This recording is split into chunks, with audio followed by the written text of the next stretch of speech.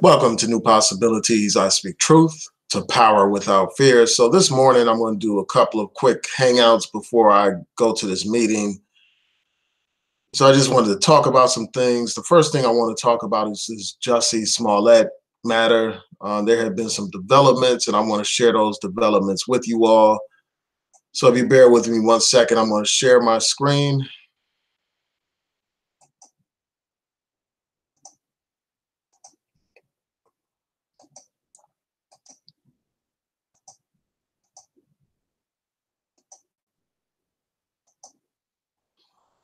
As reported on ABC News, Jussie Smollett has been hit with a 16-count felony indictment by a grand jury.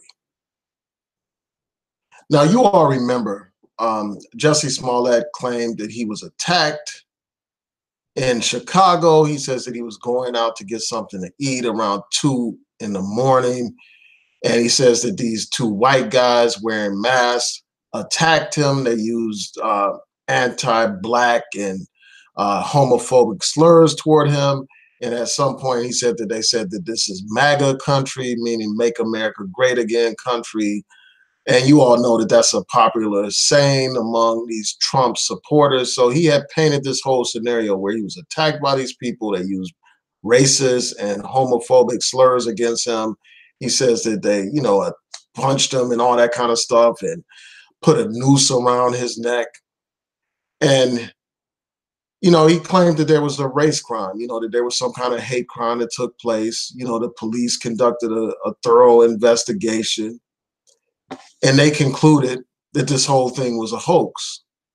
The police were able to track the alleged suspects because, as you all know, that there was some video footage of two people walking somewhere close by where the scene allegedly happened. They were able to track those people using cameras and stuff like that to find out who they are. They tracked car rental records, so they were able to identify these men. They captured video footage of these men buying the supplies to take, to carry out this act.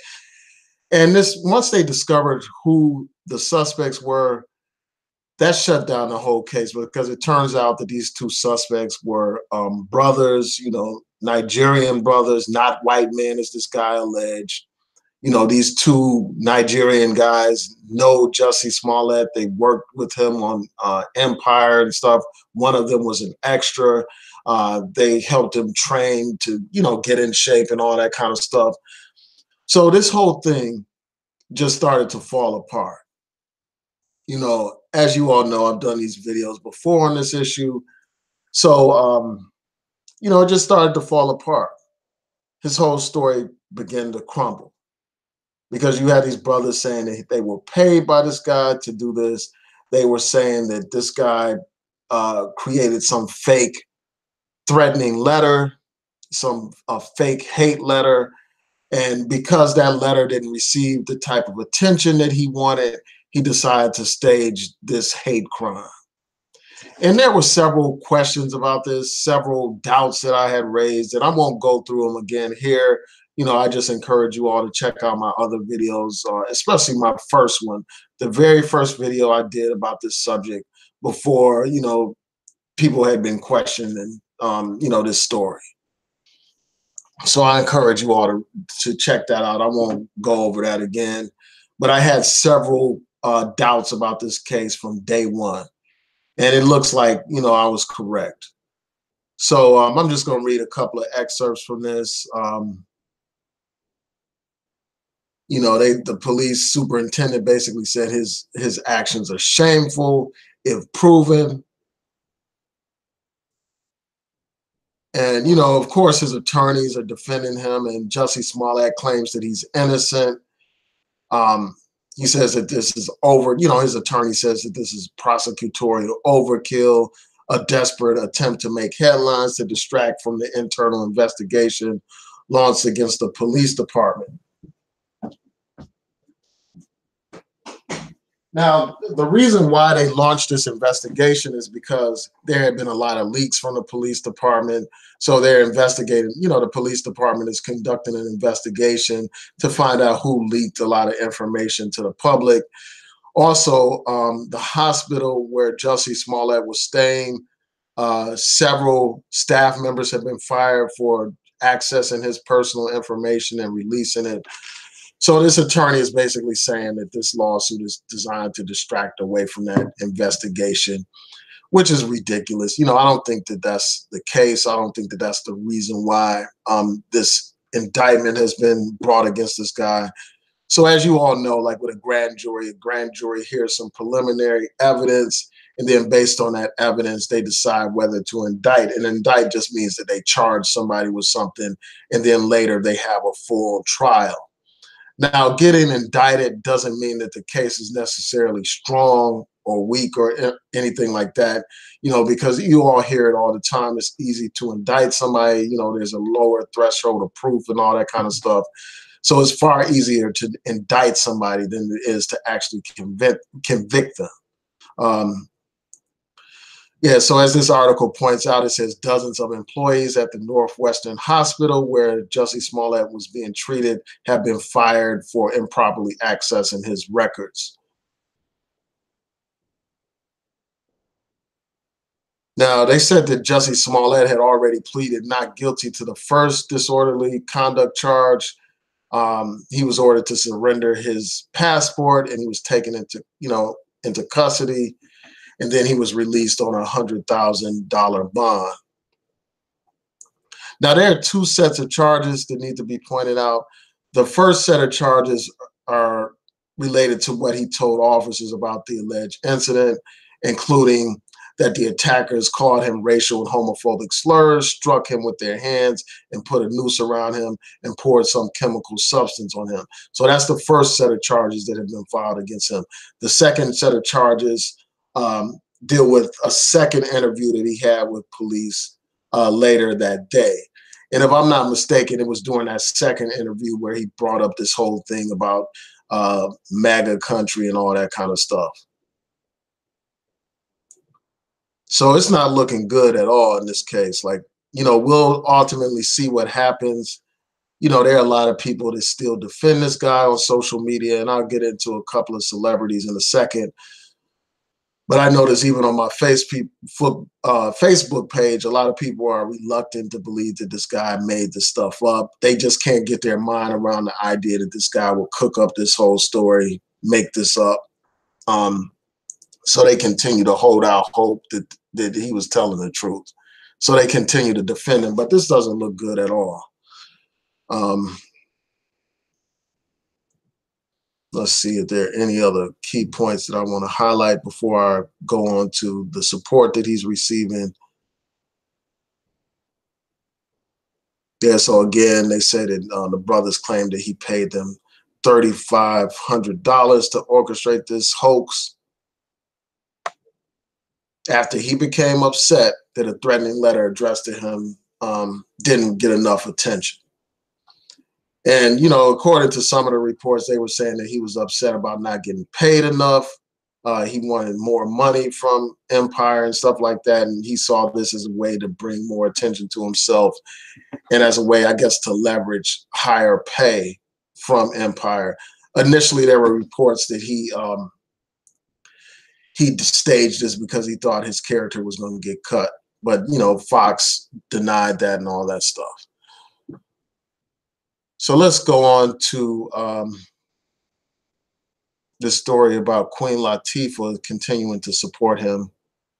I want to talk about that real briefly. So, you know, this article from Complex talks about how Queen Latifah continues to defend him, you know, in the wake of this alleged hoax crime and all that kind of stuff. And this is basically what she said. She said, until somebody can show me some proof, otherwise I'm going with him.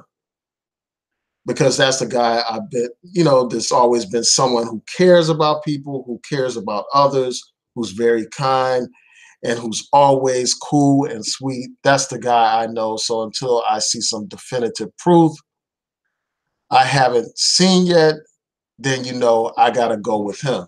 So she's asking for proof. She's saying, you know, I'm not going to throw my friend under the bus until I have some proof that he actually committed this crime. Now, I could understand why she would say that. That's what a good friend would do. Like they will defend somebody, even when they're wrong. Like they're not going to be quick to throw somebody under the bus. And I get that. But from a logical standpoint, it makes no sense because this whole situation doesn't look good. Here you have the two people that were identified as the suspects or people of interest in that video are not the white men that this guy claimed they are. They're close associates of him, two Nigerian guys. And when Jussie Smollett was told to look at the video of the two people, you couldn't really see their faces and all that kind of stuff in that video footage, but he identified those people as the people that attacked him. So it's hard to walk that back now that they have been, exposed as these two Nigerian brothers that this guy knows. So that's one thing. And then you got footage of these guys buying the merchandise that was used in this hoax, video footage from inside of one of these stores where they're buying the masks, they're buying this and they're buying that. And then, also when the police raided their apartment, they uncovered some of these things. They saw magazines with pages cut out, to suggest that they were the ones that put out that fake threatening letter. And then they found the noose. They found other evidence at that house. So to me, this is a situation where Queen Latifah just doesn't want to see the evidence that's being presented so far. And then they had all these records in terms of like the video footage of the vehicle that these guys used. And, they have the rental records and stuff like that, proving that these people were the ones involved in this hoax. And then you had these ties between these people, Jussie Smollett and these two brothers. It doesn't look good. So I just think that Queen Latifah is in denial, but she's doing what a friend should do. A friend shouldn't just be quick to abandon somebody. Also, that brings me to Terrence Howard. Terrence Howard is also standing by Jussie Smollett. He's still saying that this isn't, that's not the person that I know. The person that I know basically wouldn't do something like this. So yeah, he's standing beside him and stuff like that. But one thing that needs to be pointed out is Empire is not standing by him. Fox is not standing by him because they cut his character out from the last two episodes of Empire because of this whole controversy and because it's, a distraction on set and all that kind of stuff. So yeah, I just wanted to bring this quick update to you. I want to see what you all are saying in the chat room before I close out. But I want to thank y'all for tuning in. But it's just a disgrace. Before I go on, I just have to say, man, it's a disgrace that somebody, like, if proven, and I think that more likely than not, this will be proven to be a hoax. If proven, this is despicable, that somebody would pimp race for personal gain. That's the classic definition of a race hustler, a race baiter. And that undermines legitimate claims of racism, legitimate claims of hate crimes. When you had this guy cooking up this fake ass story for attention, cooking up this fake ass story for a higher pay on a show. That's despicable. I mean, especially given the history of our people in this country who were lynched, all those thousands of black people lynched in this country.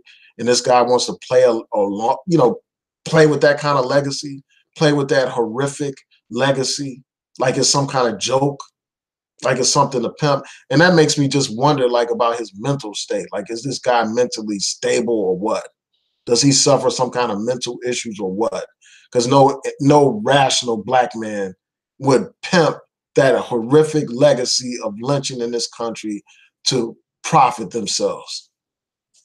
So I just think that that's a shame, man.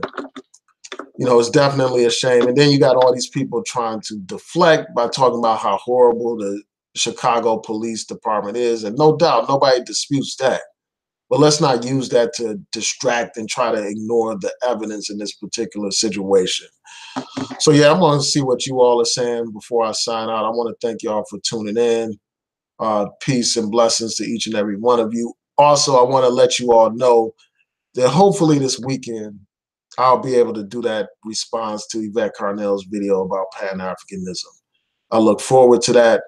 On Twitter, I've had an extended debate with these ADOS people, so I look forward to doing that video. Hopefully it'll be this weekend. You know, that's my plan. That's my goal.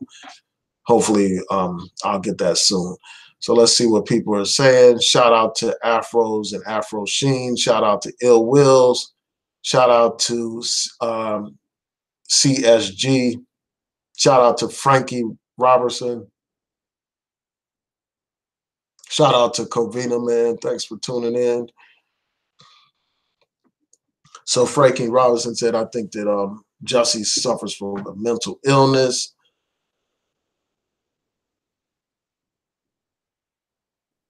Yeah, he may suffer from mental illness.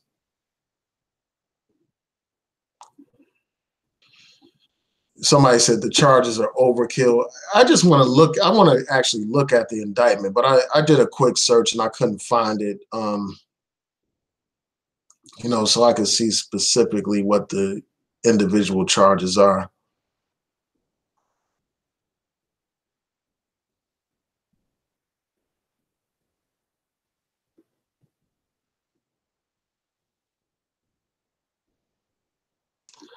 So Jay Baby said those brothers are Americans born and raised in Chicago of Nigerian descent.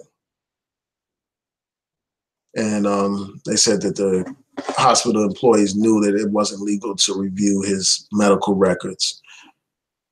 Yeah, I'm sure. I mean, all employees at hospitals know this, like they know about HIPAA and all that kind of stuff where you're not supposed to reveal people's personal medical information.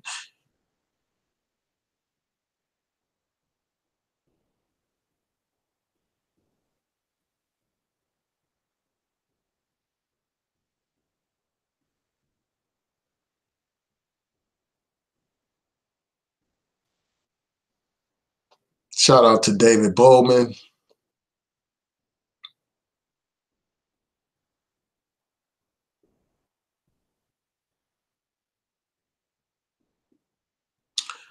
Yeah, so FTW said he cried wolf and totally handed a box of ammunition to the far right in their fascist foot soldiers. Yeah, I mean, yeah, exactly, because you got these right-wing people running with this, like trying to use this to suggest that racism isn't real, that these people are just making up stuff.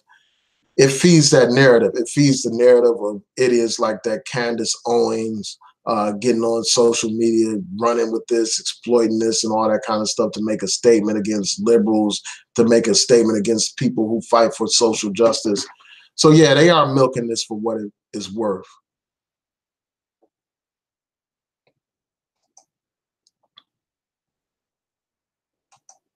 Hold on one second. Okay.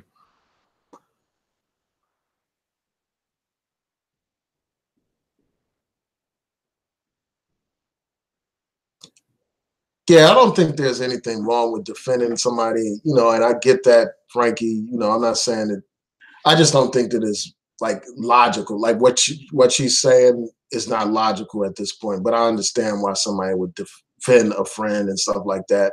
And I think that that's what good friends do. Like they stand by you, even through difficult times and stuff. And even if they like publicly say that they defend you, privately they'll tell you the real, you know, be 100 with you and tell you, you know, what's right and all that kind of stuff. And that's another thing, like a real friend won't let somebody do something that's wrong. Like they're not going to just co-sign anything that they do as well. They're going to also check them privately and all that kind of stuff. But I hear what you're saying and I agree. So I'm not like mad at Queen Latifah or anything like that. I just think that she's in denial. And it's just so stupid, man. It's like he literally is throwing his career away over a lie. Like if these allegations are true, it's like he literally threw his career away over a lie, man. Like a real promising career. And it's possible that he may rebound after this. You know, he may get other work, like even if he's convicted. You know, I won't say that that's impossible, but it's going to be a huge challenge for him. And that's just so unfortunate. Um,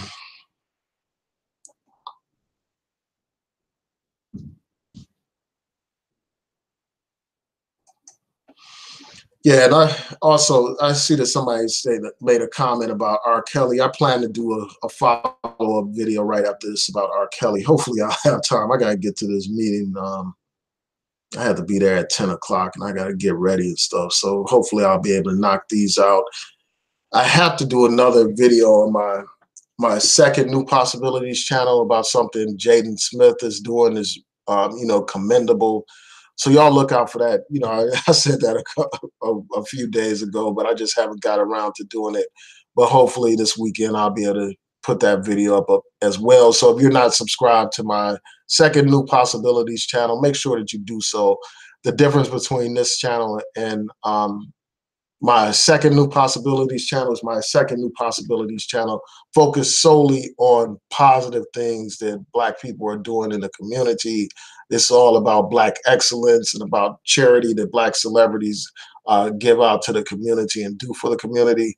So I hope you all can subscribe to that channel. If you go to my main page on this channel, you'll see my second New Possibilities channel under related channels. So subscribe to that channel. So let's see.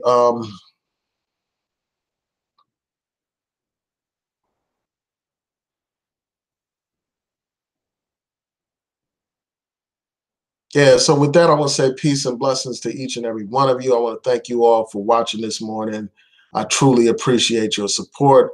Please like the videos, share the videos. If you are not subscribed to this channel, please subscribe now. Hit that notification bell so that you will know when I post new content. Peace.